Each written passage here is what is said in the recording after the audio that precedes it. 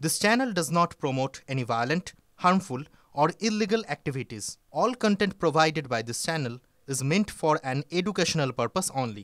তিলোত্তমা ধর্ষণ খুনের মামলায় জামিন পেয়ে গেলেন সন্দীপ ঘোষ এবং অভিজিৎ মণ্ডল। 90 দিন পরেও সিবিআই চার্জশিট দিতে ব্যর্থ হওয়ায় জামিন মঞ্জুর করে দিল শিয়ালদা কোর্ট। তবে জামিন পেলেও এখনই জেল থেকে ছাড়া পাচ্ছেন না সন্দীপ ঘোষ। আরজি করে আর্থিক দুর্নীতি মামলায় জেলেই থাকতে হবে তাকে। অন্যদিকে টালা থানার প্রাক্তন ওসি অভিজিৎ মণ্ডলকেও জামিন মঞ্জুর করে দিয়েছে শিয়ালদা আদালত। সন্দীপ ঘোষ এবং অভিজিৎ মণ্ডলের জামিন মঞ্জুর শিয়ালদা আদালতের। 90 দিনের মাথায় সিবিআই চার্জশিট পেশ করতে না পারার কারণে, টেকনিক্যাল কারণে বলা ভালো, তাদের জামিন মঞ্জুর। আমার দুই সহকর্মী এই মুহূর্তে আমার সঙ্গে টেলিফোন লাইন সরাসরি রয়েছেন। আমার সঙ্গে রয়েছেন আমার সহকর্মী সিজার মণ্ডল, আমার সঙ্গে রয়েছেন আমার সহকর্মী সুজয়। আমি প্রথমে সিজারের কাছে যাব। সিজার, এখনো পর্যন্ত যা সিচুয়েশন, এই গোটা তদন্ত প্রকৃতি যেভাবে এগিয়েছে, যে খাতে বয়েছে তার জল, এবং 90 দিন পর সিবিআই এর চার্জশিট পেশ করতে না পারা, কেউ কেউ ব্যর্থতা বলছেন, কেউ কেউ বলছেন নানা টেকনিক্যাল সমস্যা হয়েছে, এক্স্যাক্টলি সিচুয়েশন কি? দেখো, টেকনিক্যাল সমস্যা বলা যায় না একটাই কারণে, কারণ সিবিআইয়ের মতো প্রিমিয়ার এজেন্সি তারা যখন তদন্তভার হাতে নিয়েছে, তারা জানে এই ধরনের মামলার ক্ষেত্রে, যেগুলো এত হাই প্রোফাইল মামলা, সেখানে 90 দিনের মধ্যে চার্জশিট পেশ না করতে পারলে সিবিআইয়ের দিকে আঙুল উঠবে। কারণ আইন বলে 90 দিনের মধ্যে কারুর গ্রেপ্তারির 90 দিনের মধ্যে তার বিরুদ্ধে যদি তুমি অভিযোগপত্র না জমা দিতে পারো, চার্জশিট জমা না দিতে পারো, তাহলে তার জামিন পাওয়ার অধিকার আছে। এবং সেই জায়গা থেকে অভিজিৎ মণ্ডল এবং সন্দীপ ঘোষ এই দুজনকে গ্রেপ্তার করবার সময় নিশ্চয়ই সিবিআই আধিকারিকরা মনে করেছিলেন যে তাকে গ্রেপ্তারি প্রয়োজন আছে। অভিজিৎ মণ্ডলের বিরুদ্ধে নিশ্চয়ই প্রাইমা ফেসি বা প্রাথমিক তথ্য প্রমাণ তারা পেয়েছিলেন। যদি না পেয়ে তারা তাকে গ্রেপ্তার করে থাকেন, তাহলে বলতে হবে তদন্ত প্রক্রিয়া বা তদন্তের অভিমুখে কোনো গলতি ছিল। আর তারপরে 90 দিন ধরে তারা যদি চার্জশিটে উল্লেখ করার মতো কোনো তথ্য প্রমাণ না পান, তাহলে সার্বিকভাবে সিবিআই তদন্তের ব্যর্থতা। এবং সেই জায়গায় সিবিআইকেই উত্তর দিতে হবে পরবর্তীতে, কেন হঠাৎ তারা গ্রেপ্তার করলেন এবং যে অভিযোগগুলো তারা তুললেন সেগুলো তারা কেন প্রমাণ করতে পারলেন না। কারণ তার বিরুদ্ধে, অভিজিৎ মণ্ডলের বিরুদ্ধে যে অভিযোগগুলো সিবিআই প্রাথমিকভাবে কোর্টে এনেছিল, সেগুলো কিন্তু সমস্তটাই অত্যন্ত মারাত্মক অভিযোগ, যে তিনি সক্রিয়ভাবে তথ্য প্রমাণ লোপাট করতে সাহায্য করেছেন এবং সঞ্জয় রায়কে কার্যত হারবার করেছেন, আশ্রয় দিয়েছেন, তাকে সহযোগিতা করেছেন। সেটাই যদি সঠিক হয়, তাহলে 90 দিন পর্যন্ত তারা একাধিক জায়গায় তদন্ত করে, একাধিক লোকের বয়ান নিয়ে, তারা টেকনিক্যাল যে বিভিন্ন যে এভিডেন্সগুলো রয়েছে সেগুলো তারা সিএফএসএলে পাঠিয়েছেন, তারা বিশেষজ্ঞদের সঙ্গে কথা বলেছেন। তারপরও অভিজিৎ মণ্ডলের বিরুদ্ধে চার্জশিটে উল্লেখ করার মতো ন্যূনতম তথ্য প্রমাণ দিতে পারলেন না কেন? এটাই কিন্তু সবথেকে বড় প্রশ্ন হিসেবে উঠে আসছে। হয় সিবিআইয়ের ব্যর্থতা, নয়তো সিবিআই তদন্তের যে অভিমুখ, সেখানেই কোথাও প্রথম থেকে ভুল ছিল। এটাই কিন্তু প্রাক্তন যা পুলিশ আধিকারিক বা এই ধরনের কেন্দ্রীয় এজেন্সিতে দীর্ঘদিন কাজ করেছেন, তারা এটাই মনে করছেন। একেবারে সিজার, তুমি আমাদের সঙ্গে থাকো। তুমি যেরকমটা বললে, অভিজ্ঞরা এমনটাই মনে করছেন যে তদন্তে গাফিলতির কথা, 1 আর 2 তথ্য প্রমাণ না পাওয়ার কি কারণ। কিন্তু যাদের সঙ্গে ঘটনা ঘটেছে, যারা এই ঘটনার সরাসরি এই ঘটনার ব্যথা যারা বয়ে বেড়াচ্ছেন, সেই তিলোত্তমার বাবার সঙ্গে আমরা কথা বলেছিলাম। তিনি কি বলছেন? তারা বলছেন যে এই যে 90 দিনে চার্জশিট দিতে পারলো না, জামিন হয়ে গেল সন্দীপের, এটাই প্রমাণ করছে যে তদন্তে গাফিলতি হয়েছে, তদন্ত হয়নি। একবার তাদের মুখ থেকে শুনুন তারা কি বলেছেন আমাদের। সিবিআই 90 দিনের মধ্যে চার্জশিট দেয়নি, তাই ওদের জামিন হয়ে গেছে। আর কি বলবো বলুন? আমার কি বলার আছে? আমি তো সিবিআই নই, তাহলে আমি গিয়ে করে দিতাম কাজটা। আচ্ছা, এটা চূড়ান্ত হতো। আমাদের কাছে খুবই দুঃখজনক সংবাদ একটা। আমরা এই খবরটার জন্য অপেক্ষা করছিলাম। আমাদেরও ধারণা ছিল হয়তো হতে পারে, কারণ চার্জশিট দেওয়ার সময় সিবিআই লিখে দিয়েছিল 90 দিনের মধ্যে আমরা এই সন্দীপ ঘোষ এবং টালা থানার ওসির বিরুদ্ধে আমরা যা করার করবো। তখন তো ঠিক মতো হয়নি, এটা তো প্রমাণই পাওয়া গেল। আমরা আদালতে যাবো, উচ্চতর আদালতে যেতে হবে। আদালতই একমাত্র রাস্তা আছে আমাদের, আর সেটা স্থানেই খোলা। শুনলেন তিলোত্তমার বাবা কি বলছেন, তদন্ত ঠিক মতো হয়নি, এটাই প্রমাণ। আমার সহকর্মী সুজয়ের কাছে মেম্বার যাব। সুজয়, এখনো পর্যন্ত যা সিচুয়েশন, তাতে তিলোত্তমার বাবা তিনি নিজে বলছেন যে তদন্ত ঠিকমতো হয়নি, তার প্রমাণ বৃহত্তর আন্দোলনে যাবেন। কিন্তু 90 দিনের মাথায় সিবিআই এর চার্জশিট জমা দিতে না পারার ব্যর্থতাকে এই মুহূর্তে খুব গুরুত্ব সহকারে দেখতে হচ্ছে। তার কারণ কি কারণে তারা দিতে পারলেন না, আর কি খবর পাচ্ছ?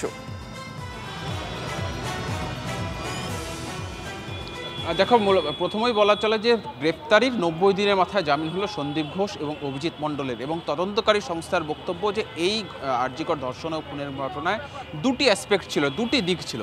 এক হচ্ছে খুন এবং ধর্ষণ, দ্বিতীয় হচ্ছে তথ্য প্রমাণ লোপাট। খুন এবং ধর্ষণের ক্ষেত্রে প্রথমে তারা এই সঞ্জয় রায়কে কলকাতা পুলিশ গ্রেপ্তার করে, পরবর্তীতে তদন্তভার নেওয়ার পর সিবিআই তাকে নিজেদের হেফাজতে নেয়। তার ইতিমধ্যে বিচার প্রক্রিয়া শুরু হয়েছে এবং বিচার প্রক্রিয়া ঠিক মাঝামাঝি জায়গায় রয়েছে, তেমনটাই আদালত সূত্রে জানা রয়েছে। দ্বিতীয় প্রসঙ্গ হলো যে তথ্য প্রমাণ লোপাট এবং তথ্য প্রমাণ লোপাটের ক্ষেত্রে বৃহত্তর ষড়যন্ত্র। সেই দুই অভিযোগেই সিবিআই গ্রেপ্তার করেছিল এই সন্দীপ ঘোষ এবং অভিজিৎ মণ্ডলকে। গ্রেপ্তারের পর থেকে বারংবার আদালতে এই দুজনের বিরুদ্ধে ভুরি ভুরি অভিযোগ নিয়ে এসছে এবং গুরুতর অভিযোগ সিবিআই সামনে নিয়ে এসছে। কখনো বলা হয়েছে যে থানার ভেতরে, অর্থাৎ টালা থানার ভেতরেই ষড়যন্ত্র করা হয়েছে, কখনো বলা হয়েছে যে তারা বৃহত্তর ষড়যন্ত্রে যুক্ত থাকতে পারে, কখনো বলা হয়েছে যে এই ঘটনা ঘটার সঙ্গে তারা যুক্ত আছে কিনা, অর্থাৎ এবং খুন ও ধর্ষণের সঙ্গে এই দুজনও যুক্ত রয়েছে কিনা সেটাও তদন্তের সাপেক্ষ বিষয়। কখনো বলা হচ্ছে যে 90 ঘন্টার সিসিটিভি ফুটেজ তারা খতিয়ে দেখছেন, তার কারণ তার মধ্যে রহস্য লুকিয়ে থাকতে পারে। কিন্তু যখন 90 দিন হলো, যেদিন চার্জশিট তাদের দেওয়ার কথা ছিল, সেই দিন সিবিআই কি বলল? মাত্র 4টে বাক্যে তারা তাদের সাবমিশন বা তাদের বক্তব্য শেষ করলো। সিবিআই আইনজীবী প্রথমেই বলেন যে আজ তাদের কোনো আবেদন নেই, অর্থাৎ অভিযুক্তদের জেল হেফাজতে চাওয়ার কোনো আবেদন নেই। 2, আজকে 90 দিন বা নির্ধারিত সময় পেরিয়ে যাচ্ছে। তৃতীয় বাক্য তারা বলেন যে আজকে তারা এই ক্ষেত্রে চার্জশিট তারা দিচ্ছেন না।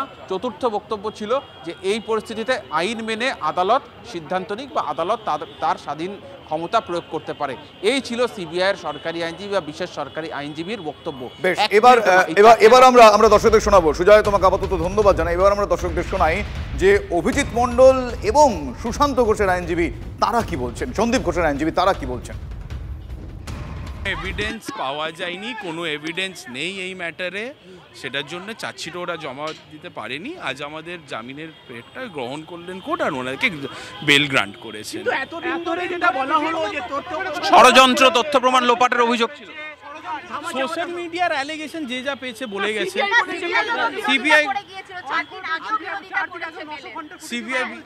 সিবিআই এর দেখুন একটু প্রসিকিউশন থেকে একটু বেড়ে ওনারা প্রসিকিউশন করছিলেন বলে করেছেন। 4 দিনে 900 ঘন্টার ফুটেজ ওনারাও বোধহয় দেখতে পারেন না। একবার 9000 বলেছেন, তারপর বললেন 900, কোনটা ওটা ওনাদেরকে জিজ্ঞেস করুন আপনারা। অভিজিৎ মণ্ডল চিন্তা যাকে বেল দেওয়া হয়েছে ওর এগেনস্টে এখনো কিছু পাওয়া যায়নি, সেই জন্য 90 ডেজ হয়ে গেছে, চার্জশিট দিতে পারেনি। বলছে investigation is still going on. গ্রেফতারি নিয়ে কি এখনো ইনভেস্টিগেশনটা চলছে, 90 ডেজ হয়ে গেছে ইনভেস্টিগেশন, চার্জশিটটা দেয়নি, তার মানে এটা ইনভেস্টিগেশনটা কমপ্লিট হয়নি। ইটস মিন ইটসেলফ কি ইনভেস্টিগেশন যেটা চলছে সেটা আমার এগেনস্টে কিছু নেই। কিছুদিন আগেও বলেছে যে টালা থানার মধ্যে কিছু হয়ে থাকতে পারে, সিসিটিভি ফুটেজের কথা বলা হয়েছে, কল রেকর্ডিং এর কথা বলা হয়েছে, অনেক বড় বড় কথা বলা হয়েছে। বারবার সিবিআই একটাই কথা বলে যাচ্ছে কি আমাদের ইনভেস্টিগেশনটা চলছে আর ইনভেস্টিগেশনটা আমাদের এখনো চলছে, মানে তার মানে ইনভেস্টিগেশন 90 ডেজ হয়ে গেছে, investigation is still going on. তো what investigation is there we have been not find till today. Sandip ঘোষে এই কেসে বেল হয়ে গেছে, অন্য মামলাতে কি আছে সেটা আমি বলতে পারবো না। শুনলেন আপনারা সরাসরি সন্দীপ ঘোষ এবং অভিজিৎ মণ্ডল তাদের আইনজীবী কি বলছেন আমাদের। রাজনৈতিক ব্যক্তিত্বরা এই মুহূর্তে তিলোত্তমার এই মামলা, তিলোত্তমার এই ঘটনায় এদের জামিন নিয়ে কি প্রতিক্রিয়া দিয়েছেন শোনাই এবার আপনাদের। সিট যেটা মুখ্যমন্ত্রী করেছিল সেটাই দিতে এতদিনে ফাঁসি সাজা, জয়নগরে 61 দিনে পেয়েছে, আরেকটা ফারাক্কায় 2 মাসে পেয়েছে। সুতরাং সিট অনেক এফিসিয়েন্টলি কাজ করবে, যেটা মুখ্যমন্ত্রী করে দিয়েছে। তদন্ত নির্দিষ্ট সময়সীমায় হয় অভিযুক্তকে দোষী সাব্যস্ত করবে, না হলে অভিযুক্তকে নির্দোষ সাব্যস্ত করবে, মানে তদন্তে। তারপর বাকিটা তো কোর্টের ব্যাপার। তদন্তকারীরা কি তদন্ত করতে ভুলে গেছেন? অযোগ্য, অপদার্থ, একের পর এক সমস্ত জামিন হয়ে যাচ্ছে। কি কারণ?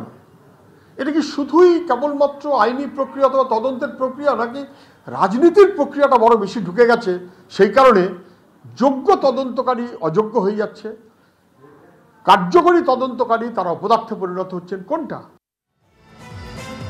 আপনারা দেখেছিলেন তিলোত্তমার জন্য বিচার চেয়ে কিভাবে গর্জে উঠেছিল নাগরিক সমাজ থেকে শুরু করে প্রায় সব ক্ষেত্রের সব পেশার মানুষজন। এই আজকের সন্দীপ ঘোষের জামিন সংক্রান্ত বিষয় জানার পর আমি টেলিফোনে কথা বলার চেষ্টা করেছিলাম দক্ষিণী অভিনেত্রী মোক্ষার সঙ্গে, যে কলকাতার মেয়ে। মোক্ষা কি বলছে শোনাই আপনাদের। সুপ্রিম কোর্টের প্রতি একদম আস্থা আছে, নালে তো আমরা দেশবাসী নই। কিন্তু এবার এটা দেখে কি মনে হচ্ছে না কি এটা পুরোটাই একটা সেটিং, মানে এত কিছু দুর্নীতির মামলায় ধরা পড়লো, এত কিছু যে তার সেদিনকে মনে হয়েছিল সে রিজাইন করে দেবে, সে রিজাইন করে দিল, তাকে প্রাইস পোস্টিং করা হলো, তারপরেও তাকে টার্মিনেট করা হয়নি। মানে এখান থেকে বোঝাই যাচ্ছে যে সত্যি কোনো না কোনো ভাবে, ইভেন আমরা দেখলাম বৃন্দা গ্রোভার কেসটা থেকে উইথড্র করেছেন, তো কোনো না কোনো মনে হচ্ছে এটা definitely it's a part of a very larger conspiracy. এবার